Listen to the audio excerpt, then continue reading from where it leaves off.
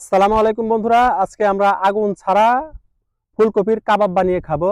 আগুন ছাড়া ফুলকপির কাবাব কিভাবে বানিয়ে খেতে হয় সেটা আজকে আপনাদের দেখাবো।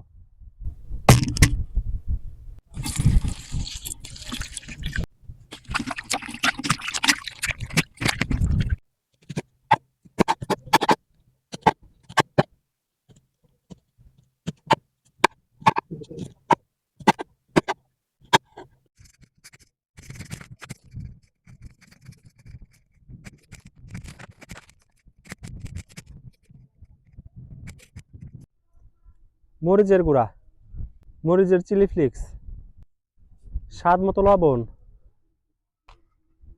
সরিষার তেল। এখন ভালোভাবে মেখে নিব। আমাদের আগুন ছাড়া কাবাব বানানো শেষ, এখন আমরা খেয়ে নিব।